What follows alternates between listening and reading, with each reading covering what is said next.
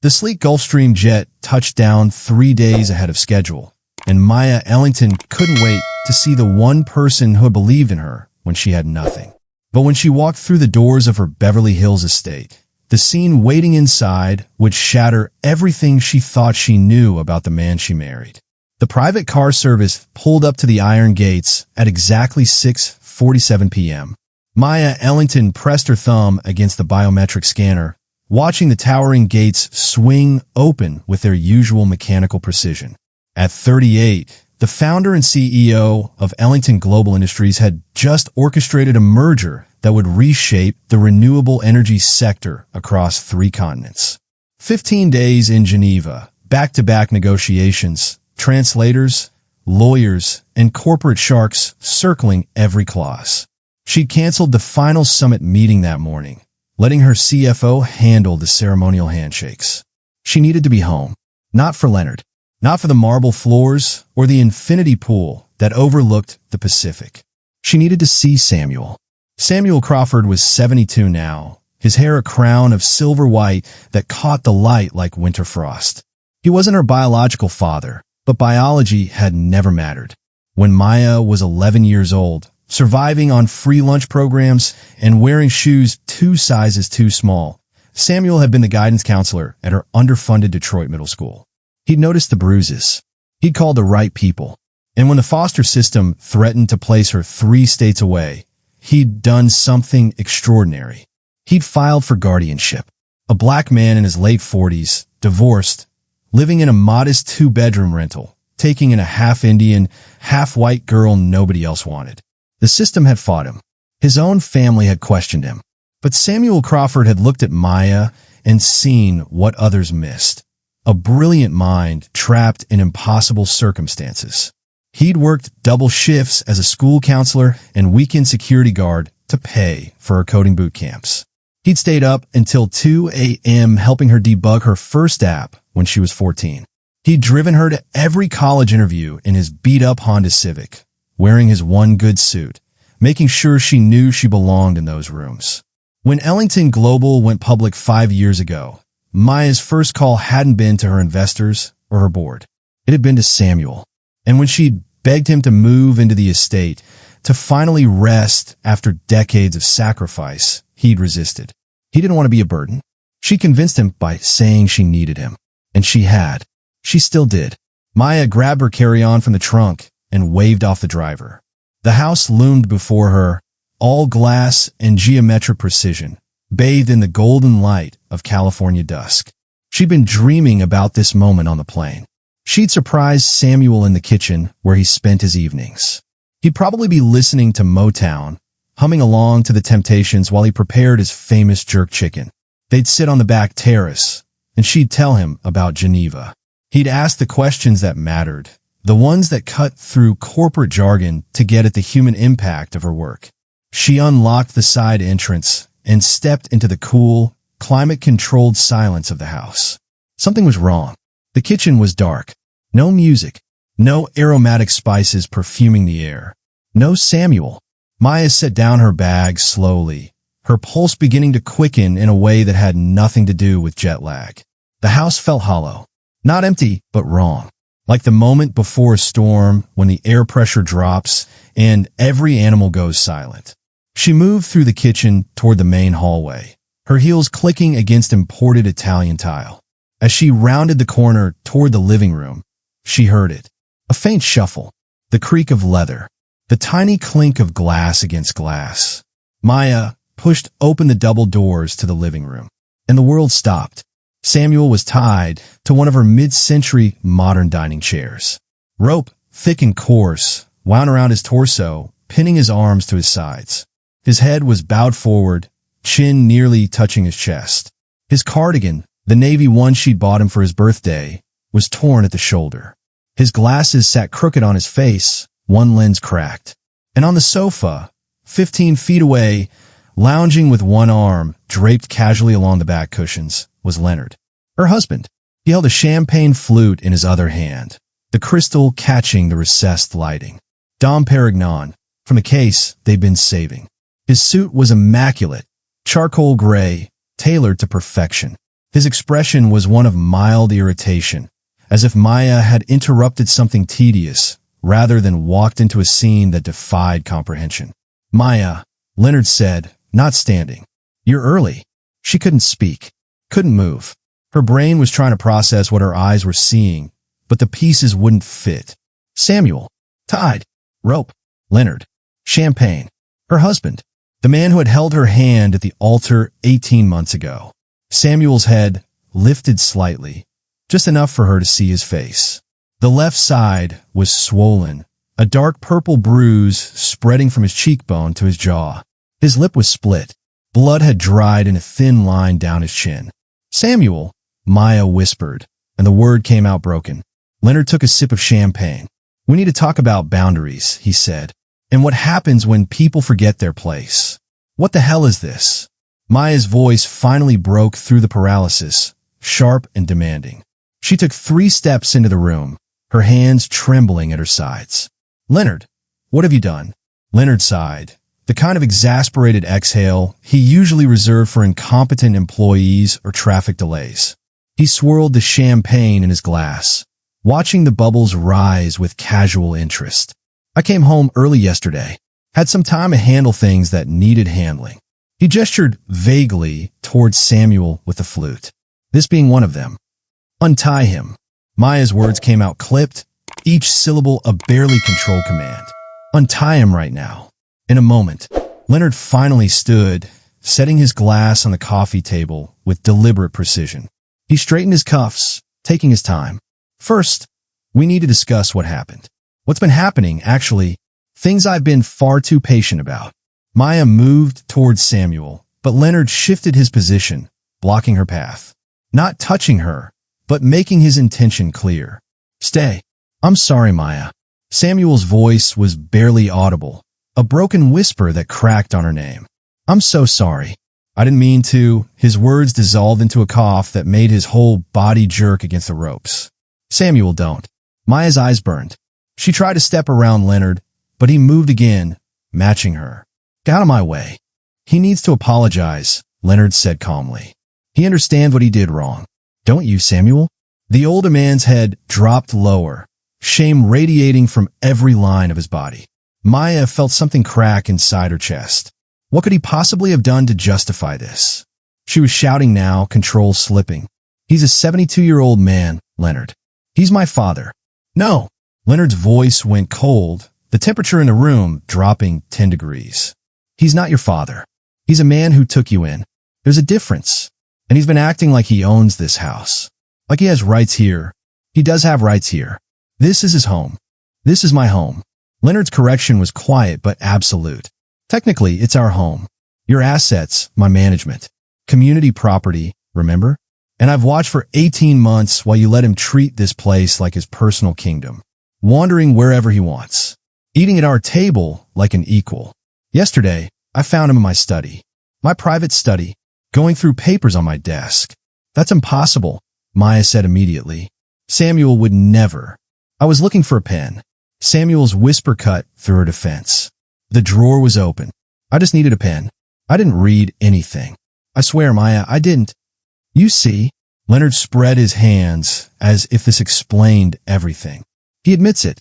Invading my private space. And when I confronted him about boundaries, about knowing his place in this household, he had the audacity to argue with me, to raise his voice, to me, in my home." Maya stared at her husband, seeing him clearly for perhaps the first time. The man she'd married at a charity gala, the venture capitalist with the perfect pedigree and the right connections. The man who'd seemed sophisticated, supportive of her work, respectful of her success. How had she missed this? How had she not seen what was lurking beneath the tailored suits and polished manners? "So you tied him up," she said slowly, each word deliberate. "You beat him. You've kept him here like..." She couldn't finish the sentence. "I disciplined him," Leonard corrected, as if the distinction mattered. "The way you discipline any servant who forgets their station. He's been coddled too long, Maya. You treat him like family, but let's be honest about what he is. He's staff. Glorified staff, perhaps, given your sentimental attachment, but staff nonetheless. He eats our food, lives in our house, and contributes nothing. The least he can do is remember his place. The fury that had been building in Maya's chest suddenly crystallized into something sharp and focused. Her voice, when she spoke again, was quiet. Deadly quiet. His place, she repeated. Yes. Leonard picked up his champagne again, apparently satisfied that he'd made his point. Every household needs order. Structure. You build an empire on hierarchy and efficiency. Surely you understand that the same principles apply here. Get away from him. Something in Maya's tone made Leonard pause, the glass halfway to his lips. He looked at her, really looked, and for the first time, uncertainty flickered across his face. Maya, get away from him. She moved forward, and this time Leonard stepped back. Now! She dropped to her knees beside Samuel, her hands shaking as she worked at the knots. The rope had left angry red marks on his skin. His breathing was shallow, labored. Up close, she could see more bruises, darker ones, disappearing beneath his collar. How long has he been tied here? She asked, not looking at Leonard. Silence. How long, Leonard? Since yesterday afternoon, he said finally. I thought a night would be sufficient for the lesson to take hold. 24 hours. Samuel had been bound to this chair for 24 hours. Maya's fingers finally loosened the last knot, and the rope fell away like dead weight. Samuel's arms dropped to his sides, useless. He tried to stand but couldn't. His legs had gone numb, circulation cut off for too long. She caught him as he pitched forward, taking his weight against her shoulder. I've got you, she whispered. I've got you. Leonard remained by the sofa, watching them with an expression that lived somewhere between boredom and distaste. He finished his champagne. Maya helped Samuel onto the couch, her hands gentle as she assessed the damage. The bruise on his face was worse than she'd first thought, spreading like spilled ink across weathered skin. His wrists bore deep rope burns, the flesh raw and weeping. When she touched his ribs through his torn cardigan, he flinched. We need to get you to a hospital, she said. No. Samuel's hand caught hers, his grip surprisingly strong despite everything. No hospitals. Please. Samuel, you're hurt. I need you to listen. His eyes, roomy with age and pain, found hers. This wasn't the first time, Maya. You need to know that. The room went silent. Even Leonard went still. What do you mean? But Maya already knew. The truth was crystallizing in her mind, sharp and terrible. All the small signs she dismissed suddenly arranging themselves into a pattern she couldn't unsee. Samuel's voice was quiet, each word an effort. It started small, about 4 months after you got married. Little comments when you weren't around. He'd say I was in the wrong part of the house, that I shouldn't use the front entrance when his business associates visited, that I made the household look unprofessional. He said what?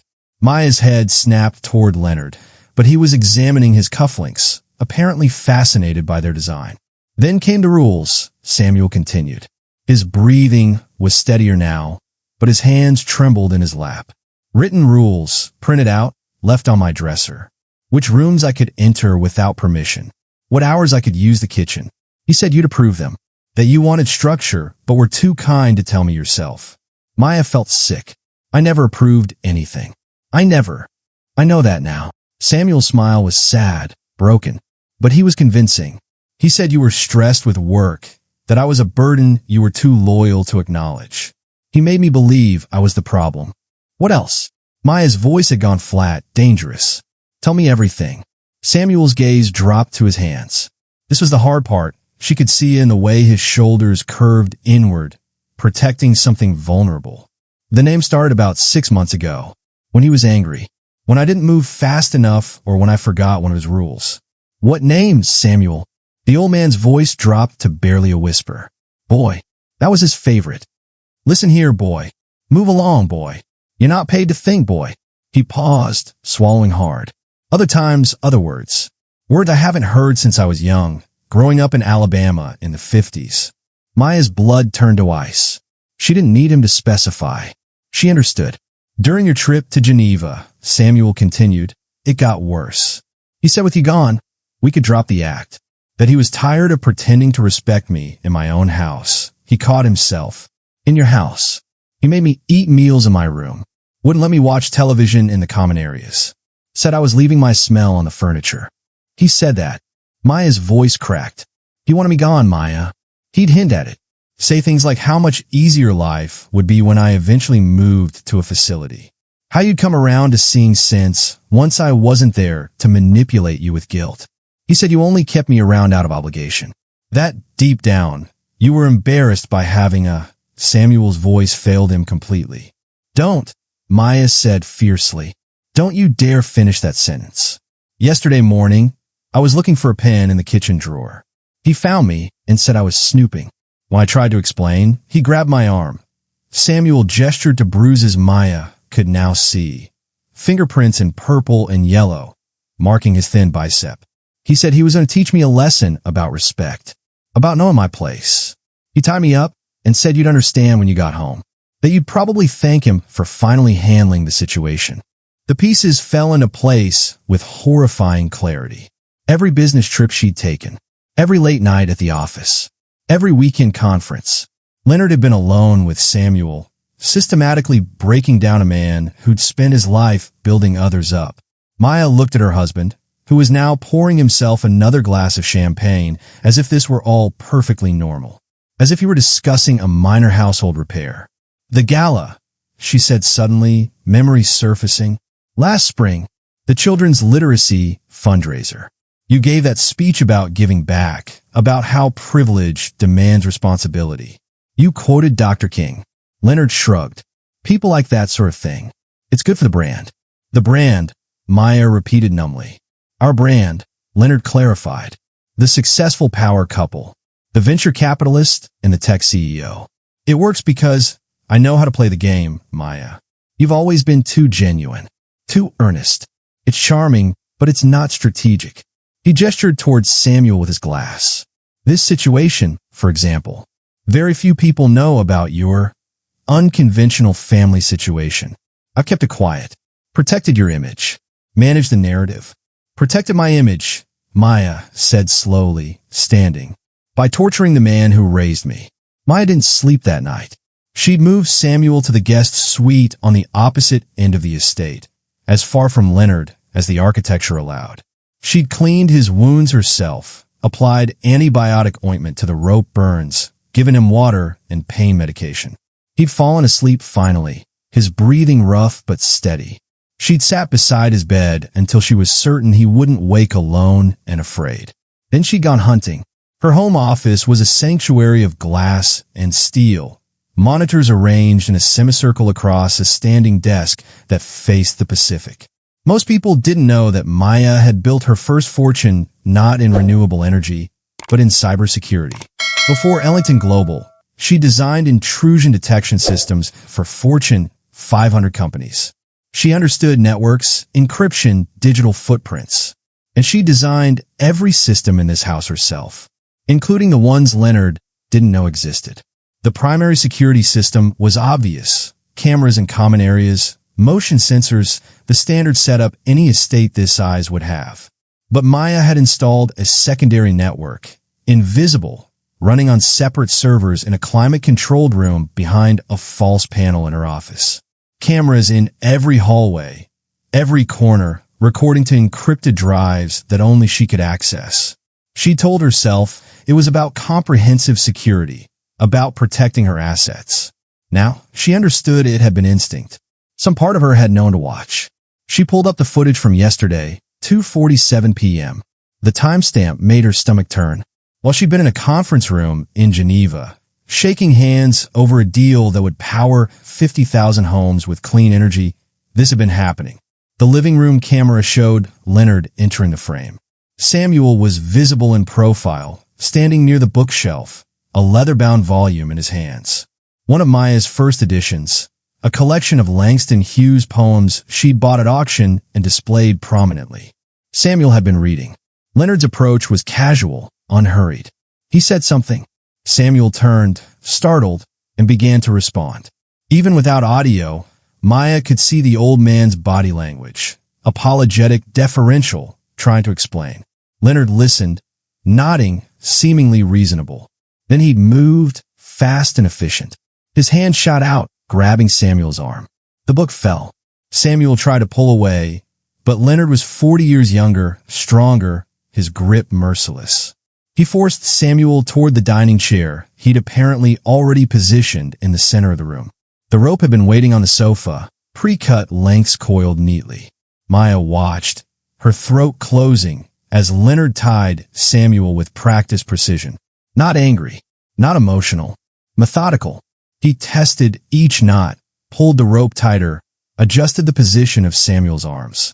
When he was satisfied, he'd step back, brushed off his hands, and walked calmly to the bar for champagne.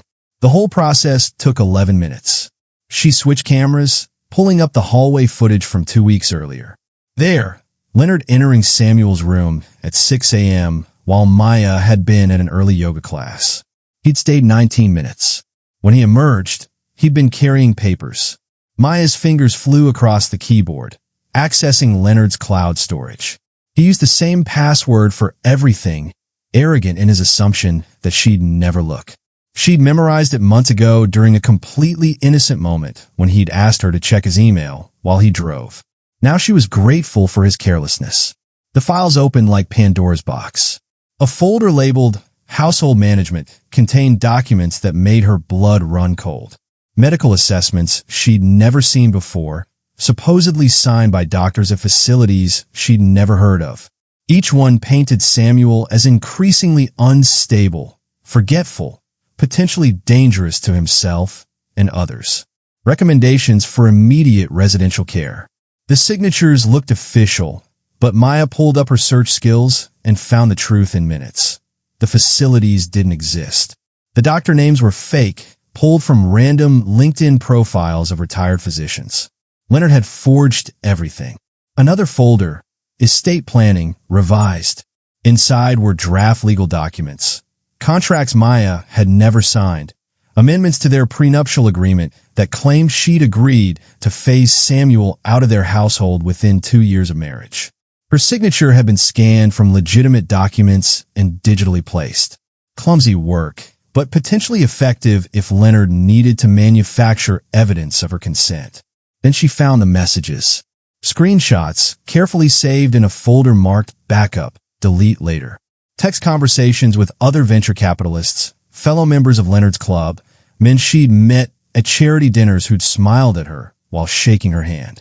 The language was vile, racist jokes about Samuel, degrading comments about Maya's ghetto gratitude for marrying into respectability. Leonard had participated enthusiastically, adding his own commentary about how he was civilizing her household, removing the help she'd gotten too attached to. One message, sent 3 days ago, almost got the old man handled. Once he's in a facility and out of her emotional range, she'll be easier to steer. The business decisions are what matter. She's brilliant but sentimental. Remove the sentiment, and I've got complete influence. Maya sat back, her hands shaking. This wasn't about Samuel at all, not really. This was about control. Leonard had married her for access to her money, her company, her connections. Samuel represented the one relationship Leonard couldn't manipulate, the one person whose opinion Maya valued above all others. So Samuel had to go. She kept digging, found contracts with a private care facility in Arizona, remote and expensive, specializing in memory care patients. Leonard had already paid a deposit 6 months ago, before the worst of the abuse had even started. He'd planned this. Every insult, every restriction, every moment of degradation had been calculated to break Samuel's spirit, to make him want to leave on his own. And if that didn't work, the forged medical documents would justify forcing him out. Maya would come home one day to find Samuel simply gone, Leonard explaining it had been for his own good, that she'd been too emotionally involved to see clearly. The final file was dated yesterday morning, 9 a.m., Samuel Crawford, Involuntary Commitment Papers, draft. Maya made 3 phone calls before sunrise. The first was to Patricia Chun, the attorney who'd handled her prenuptial agreement and had been her counsel for 12 years. Patricia answered on the second ring despite the early hour, her voice sharp with concern the moment she heard Maya's tone. I need you at the house in 2 hours. Bring your litigation team and a notary. And Patricia, Bring police contacts. I may need them. The second call went to Marcus Webb, a private investigator whose firm specialized in corporate espionage and high-net-worth divorce cases. She'd never thought she'd need his services personally. Maya sent him encrypted files while they spoke, walking him through everything she'd found. His silence on the other end told her everything she needed to know about how bad this was. I'll have a preliminary report by noon, Marcus said finally. But Mrs. Ellington, what I'm seeing here, this goes beyond divorce. This is conspiracy, fraud, possibly attempted kidnapping, depending on how those commitment papers would have been executed. You need law enforcement involved. I know. I'm handling it. The third call was the hardest. Maya stood in her office doorway, looking down the hall toward the guest suite where Samuel slept, and dialed the one person she'd been avoiding since the wedding. Her college roommate, Dr. Jasmine Okafor, now a psychiatrist specializing in elder abuse. They'd grown apart after Maya married Leonard. Or rather, Leonard had systematically made it difficult for them to stay close. Scheduling conflicts, forgotten invitations, subtle comments about Jasmine being intense or judgmental. Another pattern Maya had missed. Maya, Jasmine's voice carried 18 months of hurt and relief. My God, it's really you. I need your help, Maya said, and her voice finally broke. I need you to evaluate Samuel. Document everything. I need medical testimony that will hold up in court. By 8 a.m., her home had become a command center. Patricia arrived with 3 associates and enough legal firepower to dismantle a corporation. Marcus came with forensic specialists who began documenting everything: photographs, video analysis, chain of custody for digital evidence. Jasmine examined Samuel gently, thoroughly, her face growing darker with each revelation. Then Maya did something Leonard would never have anticipated. She called the staff together. Her household employed 12 people: housekeepers, groundskeepers, a chef, security personnel, a personal assistant. People Leonard treated as invisible. People Maya realized she'd been too busy to truly see. They gathered in the main dining room, nervous, unsure why they'd been summoned. Most avoided eye contact. I need the truth, Maya said simply, about what's been happening in this house, about how my husband has been treating Samuel Crawford. And I need you to know that whatever you tell me, there will be no retaliation. You have my word, and you have my attorney's word. She gestured to Patricia, who nodded confirmation. The silence stretched for nearly a minute. Then Rosa Mendez, the head housekeeper who'd worked for Maya for 3 years, stepped forward. Her hands twisted in her apron, but her voice was steady. I saw Mr. Leonard hit Mr. Samuel 2 months ago, in a hallway outside the library. Mr. Samuel had asked if Mr. Leonard wanted tea, and Mr. Leonard said, Rosa's voice caught. He said things I won't repeat. Then he pushed Mr. Samuel against the wall, told him to remember who paid his bills. Why didn't you tell me? Maya asked, though she already knew the answer. Mr. Leonard said, if anyone spoke to you about household matters, they'd be fired. No references. He said you'd given him authority over all staff decisions. Rosa's eyes filled with tears. I have 2 children, Mrs. Ellington. I couldn't risk. I understand. Maya did understand, with a clarity that made her ashamed. Who else? One by one, they came forward. Thomas, the groundskeeper, had witnessed Leonard berating Samuel for walking through the garden without permission, calling him names that made the younger man's voice shake as he recounted them. Chun, the evening security guard, had seen Leonard systematically block Samuel from using certain areas of the house, literally standing in doorways until the old man retreated. Maria, the assistant chef, had been told to serve Samuel his meals separately on paper plates because Leonard didn't want him contaminating the good china. Each testimony added another layer to the picture Marcus was building. This wasn't isolated abuse. This was systematic dehumanization, witnessed by a dozen people who'd been too frightened to intervene. He made us complicit, Rosa said finally, tears streaming down her face. He made us watch and do nothing. I'm so sorry, Mrs. Ellington. I'm so sorry, Mr. Samuel. Samuel, who'd been sitting quietly through the testimonies with Jasmine beside him, spoke for the first time that morning. You have nothing to apologize for. He used your fear against you. That's what men like him do. By noon, Marcus delivered his report. The evidence was overwhelming. Financial records showing Leonard had been siphoning money from joint accounts into offshore holdings, communications with his associates discussing Maya's company as if it were his asset to leverage, and a paper trail of the facility in Arizona that included transport arrangements scheduled for next week.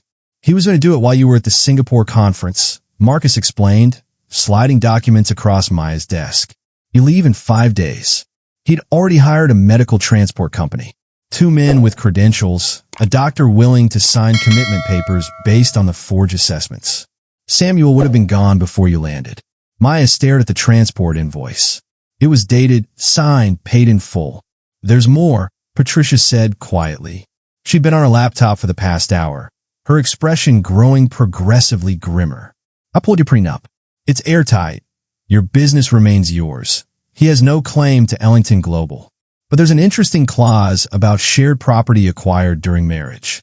This house was purchased 8 months into your marriage.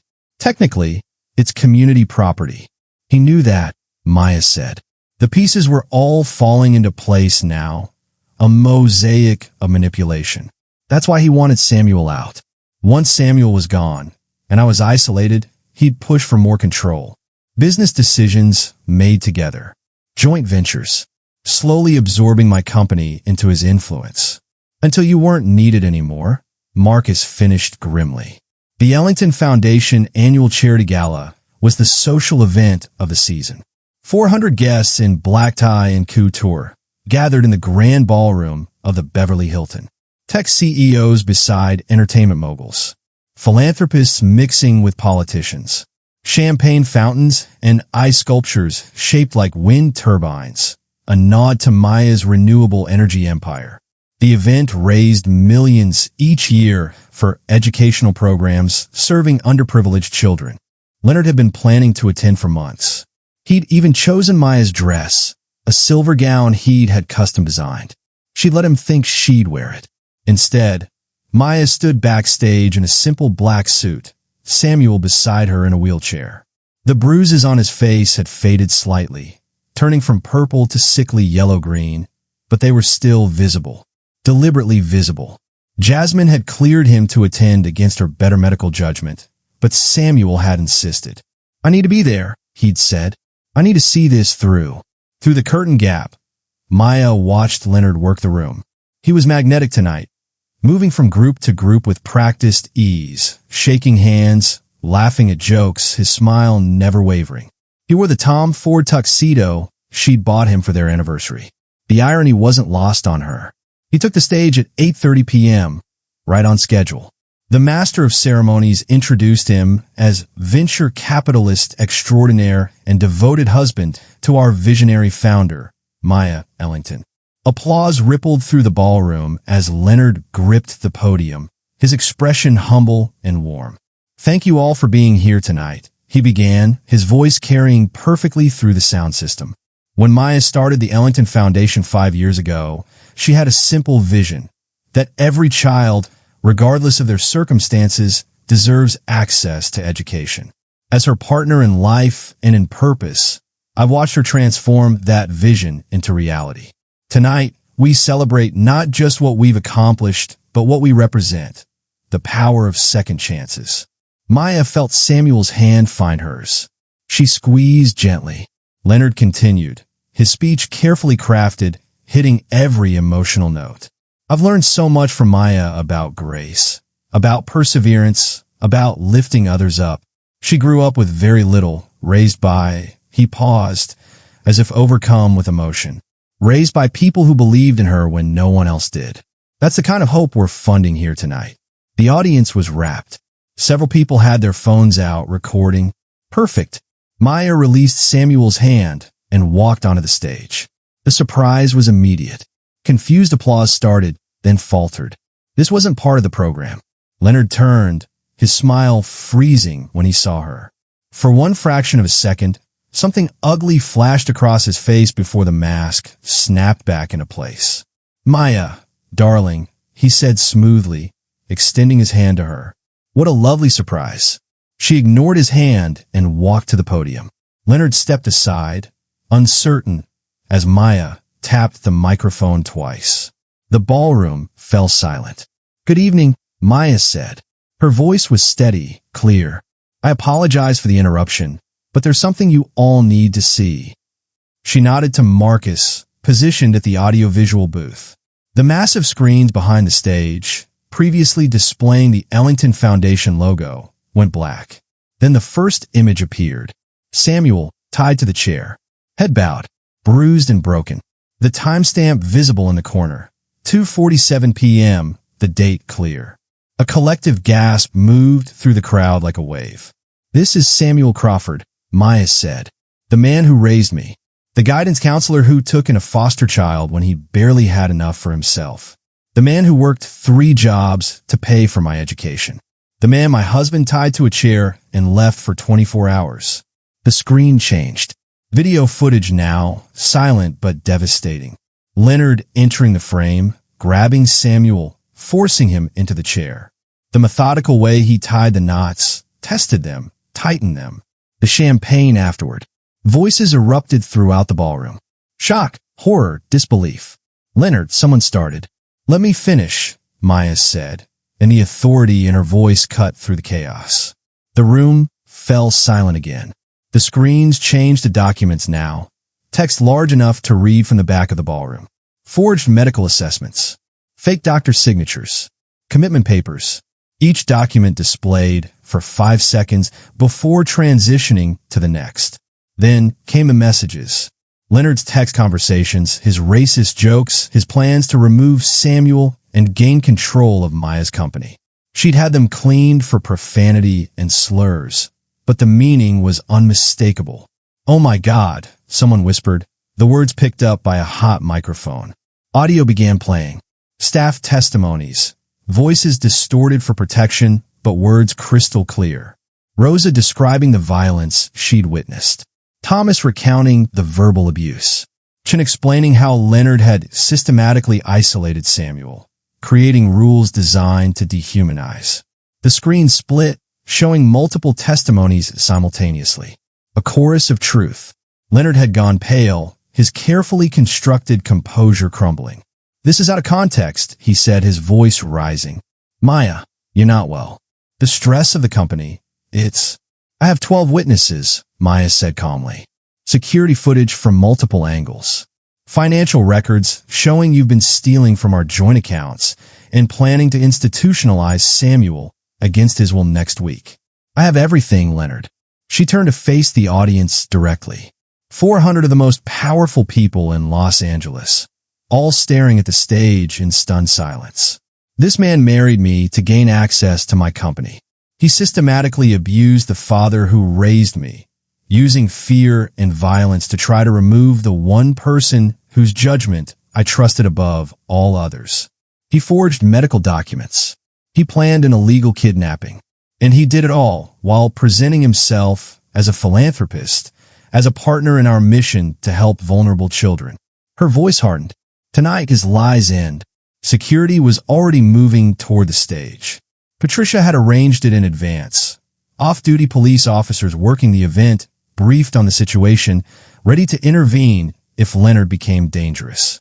"You can't do this," Leonard hissed, dropping all pretense now. "You'll destroy yourself. Your reputation." "My reputation," Maya said quietly, "was built on truth. Yours was built on lies. We'll see which one survives."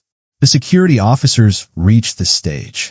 Leonard looked out at the sea of faces, all of them watching him with expressions ranging from disgust to horror to pity. His empire was collapsing in real time, and everyone had front row seats. As they escorted him away, Maya heard his final words, "Spit with venom. You're nothing without me." Samuel's voice carried from backstage, amplified by the microphone Maya had arranged for him. "She was everything before you. She'll be everything after." 6 months later, Maya stood at the railing of the newly constructed villa that overlooked the Pacific. Dawn was breaking across the water, painting the sky in shades of amber and rose. Behind her, the main estate sat silent in the early morning light. But here, in this smaller structure she had built specifically for Samuel, everything felt different. Peaceful, safe, The criminal trial had been swift. Leonard's attorneys had tried every tactic, claiming Maya had manipulated evidence, suggesting Samuel's testimony was unreliable due to age, painting her as a vindictive wife seeking revenge. But Patricia's team had been meticulous. 12 staff witnesses, forensic analysis of the forged documents, financial records that told an undeniable story of theft and conspiracy. The jury had deliberated for less than 4 hours. Leonard Ashford was convicted on 14 counts: elder abuse, assault, fraud, attempted kidnapping, embezzlement. The judge had shown no mercy during sentencing, calling his actions a calculated campaign of cruelty against one of society's most vulnerable populations. 7 years in state prison, with no possibility of parole for the first 3. The divorce had been even more decisive. The prenuptial agreement held perfectly. Ellington Global remained entirely Maya's, untouched by community property laws. The house, despite being purchased during their marriage, had been bought with funds Patricia proved came from Maya's premarital assets. Leonard left with exactly what he'd brought into the marriage. His venture capital portfolio, rapidly shrinking as partners distanced themselves, and his reputation in ruins. Maya heard the villa's door open behind her. Samuel emerged, moving slowly but without the wheelchair now. Physical therapy had helped, as had time and safety. He wore the cashmere robe she'd given him, soft blue that matched his eyes, and carried 2 mugs of tea, Earl Grey with honey. Their ritual. "You're up early," he said, settling into the chair beside her. "Couldn't sleep. Big day tomorrow." Maya took the offered mug, the warmth spreading through her fingers. The Singapore expansion announcement. Board meeting at 9. "Nervous?" "Always." She smiled, but also ready. They sat in comfortable silence, watching the sun climb higher. The villa had been designed with Samuel's input. Wide doorways for easy movement. A first-floor bedroom with an ensuite bath, floor-to-ceiling windows that brought the ocean inside. He had his own kitchen, his library, a garden where he'd started growing vegetables again like he'd done when Maya was young. But the door connecting to the main house remained unlocked, always open, a standing invitation. "I've been thinking," Samuel said finally, "about what you said that night." After the gala, Maya remembered. They'd come home in the early hours of morning, after the police had taken Leonard away, after the guests had scattered in shock clusters. She'd helped Samuel into bed and then collapsed beside him, fully dressed, just needing to know he was breathing, that he was safe. She'd whispered apologies into the darkness until her voice gave out. "You said you should have seen it," Samuel continued. "That you should have protected me better. That you failed me. I did fail you." "No." Samuel's voice was firm despite his age. "Maya, look at me." She turned to face him. His eyes were clear, sharp with the intelligence that had first recognized potential in an 11-year-old foster child wearing shoes that didn't fit. "You didn't fail anyone. He was a predator who targeted us both. He studied us, found our weaknesses, exploited them with precision. That's what predators do. They make you believe you're complicit in your own victimization."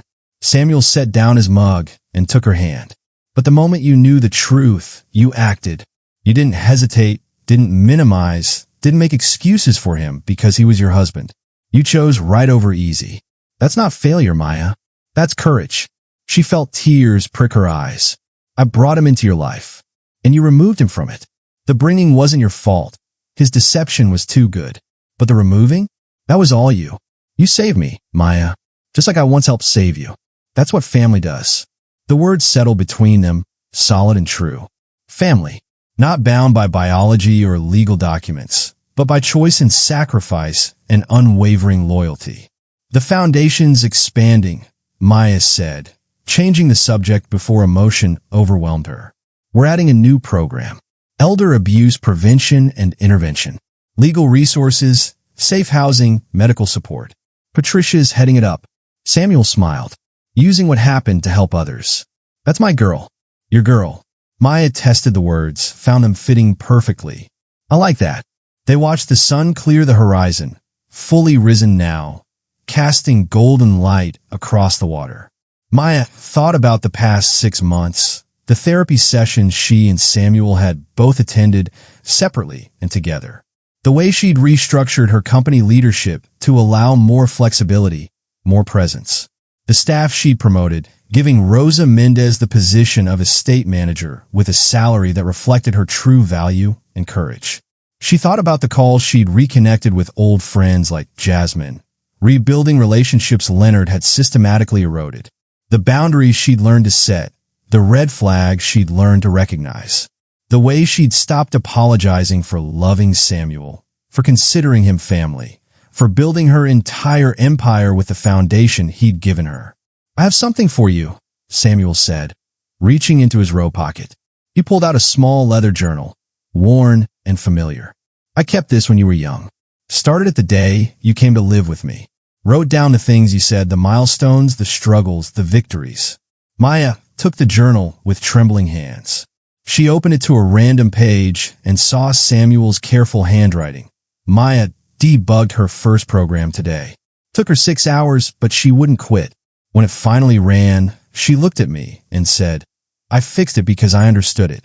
You just have to understand how things work." 11 years old and already thinking like an engineer. Already unstoppable. "I want you to have it," Samuel said. "So you remember who you were before anyone tried to tell you otherwise. So you remember that your strength isn't something Leonard or anyone else gave you. It was always yours." Maya closed the journal, holding it against her chest. "Thank you.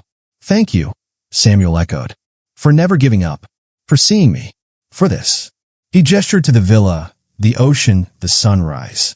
"For giving me back my dignity." Maya stood and moved to the railing, looking out at the vast Pacific. Somewhere out there, new opportunities were waiting. New challenges, new risks, perhaps even new relationships someday. But now she knew what to look for, what to protect, what lines could never be crossed. "I'm going to make a promise to you," she said, her voice carrying over the sound of waves. "No one will ever hurt you again. Not while I'm breathing. Not while I have resources, power, or influence. You're safe, Samuel. Forever." "I know," he said simply. "I've always known." If this story moved you, don't keep it to yourself. Share it with someone who needs to hear it. Subscribe for more powerful stories about courage, justice, and the unbreakable bonds that define real family. Because some truths need to be told, and some voices need to be heard.